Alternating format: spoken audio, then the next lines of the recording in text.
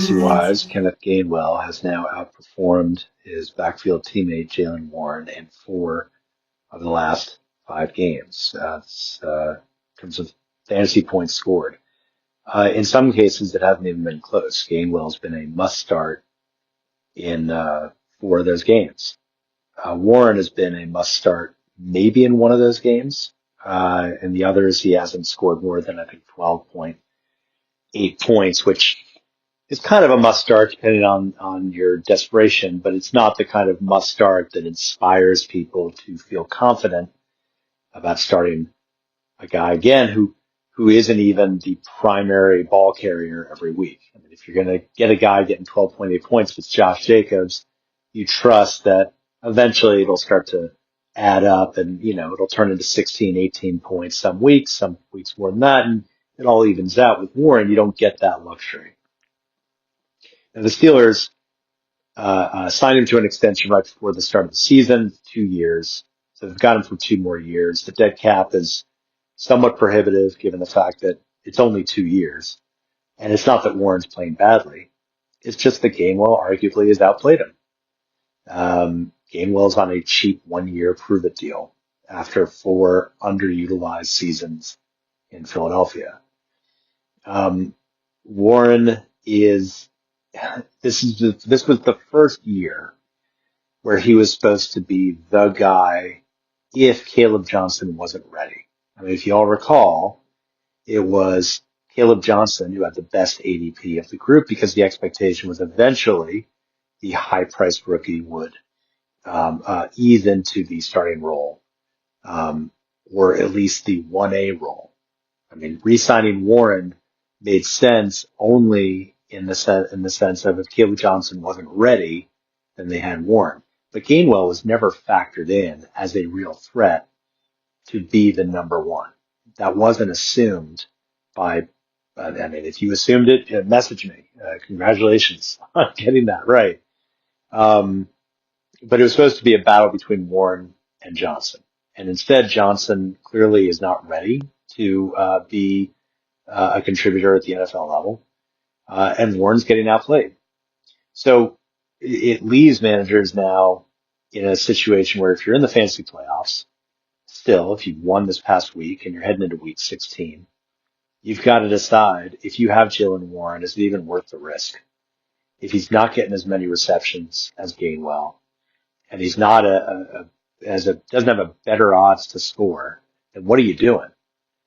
Are you hoping that the last 3 games where he's been awful on the ground, pretty inefficient, I think 2.5 yards a carry, something along those lines, across those 3 games, he would need to carry the ball 25 times to have a chance at standalone value if he doesn't score a touchdown.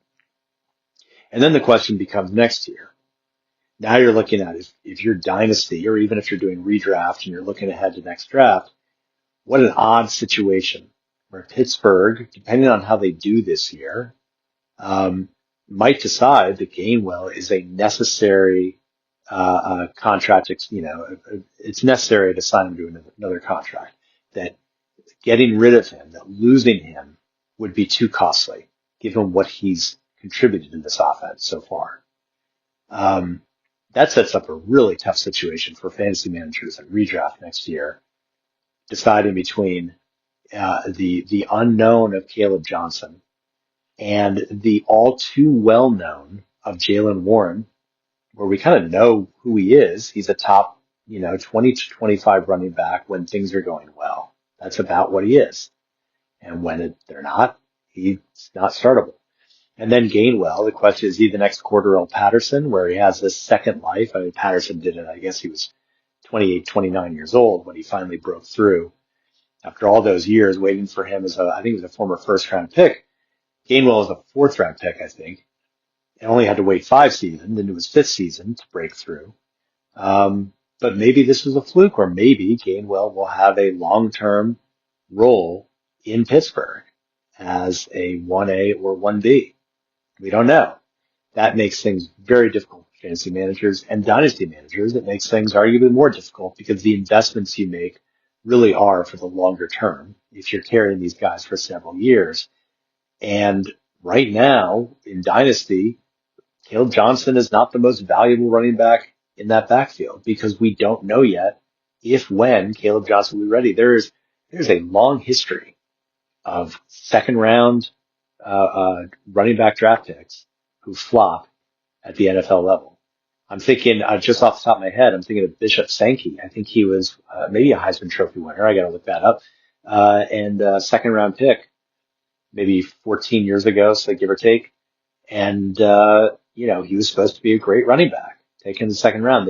If you look at it, there's so many early round picks of running backs who just don't break through. So we can't assume that Caleb Johnson is just going to figure things out.